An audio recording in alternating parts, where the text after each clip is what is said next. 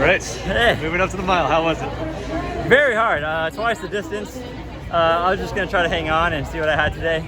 I'll be honest, I wasn't very focused just after the Olympic Games and kind of coasting in, but it was a great event to be at, and I wanted to see how the fitness is still holding up and hop in a mile race, but now we're done shutting it down and happy with the season. Yeah, so I noticed after the Olympics you did do a Diamond League. You ran pretty well, 4:42, fourth place, right? Yeah, no, I think it's like one of the fastest, my fastest time, second fastest time ever, 1:42. And no, it's incredible. We were kind of just using that residual fitness, see what we could do in the Diamond League there at after the games and stuff. And it was going well. Missed the Brussels Diamond League final by just a bit, but just because of racing stuff. And no, I'm happy with it. Yeah. And so you're thinking now. I know there's a lot of talk about who could fill that fourth Grand Slam track spot. You just did a mile. You know, Yeah. you're an 800 guy. Would you be interested in potentially running a lot more 1500s if they call you? Absolutely. I think that's definitely something I have to start gearing myself towards, because I definitely right now train specific 800. I definitely have the fitness just to focus on just that and run as fast as I can in that. But it'll be interesting to change that up and see how I can do those doubles, and I think it'd be a great league to be a part of, and they're really pushing the sport forward, and it'd be sweet to be a part of. Yeah, what do you think is behind this year's crazy fast times, and like, do you think it could be the Bi-Carb? Do you use it? Is that something that could be part of it? I haven't used Bi-Carb yet. Hobbs has been trying to get me on it. I have yet to use it. It's just kind of more of like, it could mess your stomach up pre-race, and so like, I'll try it next season. So I mean, that's one of the things that I can look forward to using. But no, there's a lot of factors going into this year. Just switching up training in Flagstaff, having an incredible group of people around me, my coaches and everything, and I think just that being happy and being in a great environment really pushed me to run so much better this year, and I've been happy for it, and I'm excited for the next season.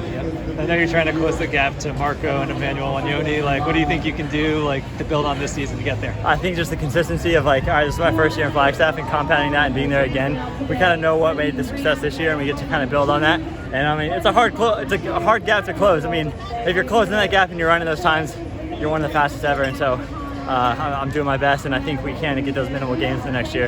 And what do you think it was that helped you? You said you know what gave you success this year. What do you think that was that helped you get so much faster this year? I think for me personally, I fell into like a monotony of like, wasn't really happy with like the training situation that I was in for the 7 years. And like this time, I'm finally excited. I'm with Hobbs, and I'm with the Very Nice Track Club and those guys. And I think having that excitement, being in the same house together, and just all those elements of like loving the sport and like being excited about it, it compounds on a daily basis. Where like prior I was just like kind of going through, I wasn't happy with the training, and now it's like excited to do it again. And I think the altitude helps a lot with the fitness, and all those factors coming together, I think just pushed me along to chase after those guys. And I did my best, fell short of the medals, but you know, we get to work for it next year.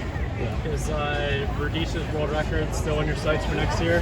Yeah, I mean, I think it's on all of our sites. I kind of like to say that like, now seeing how we all ran this year, it's like there's only place to go is up. And I know Emmanuel Wanyoni's inching towards it, and he's getting pretty close, and I've always seen myself just chasing around after him, so we got to figure out how to beat him and figure out how to get on that podium and honestly go after the medals. And I think if we just compete with those guys, it's definitely a possibility to get the record. All right, thanks, Bryce. Yeah, thank you. One more. I know this is a bit of a hot button topic, so address it however you want. Djamel Sedjati, during the Olympics, there's people rating him in his coach's room. Yeah. Did you hear about that? Were you thinking about it? And now, like, what is your general thoughts on the matter, if you have any thoughts on it? Yeah, I mean, I've heard a lot about it, and a lot of people come up to me with that question. I try to put it out of my mind, because then it gives me the hopes of like, oh, maybe I get the bronze medal. But you know, like, I was telling my teammates and my coach, like, going into the Olympics, was like, you're gonna have to beat people whether they're doping or not. And on the day I lost, and so whether he's cheating or he's not, he beat me on the day. And so I don't know, I'm hoping there's justice, but I'm not gonna. I'm sure he's like, I don't know. I give him the benefit of the doubt, so I hope he's clean, and it kind of just brings down the whole sport if you're playing unfairly. So yeah. Thanks a lot, Bryce.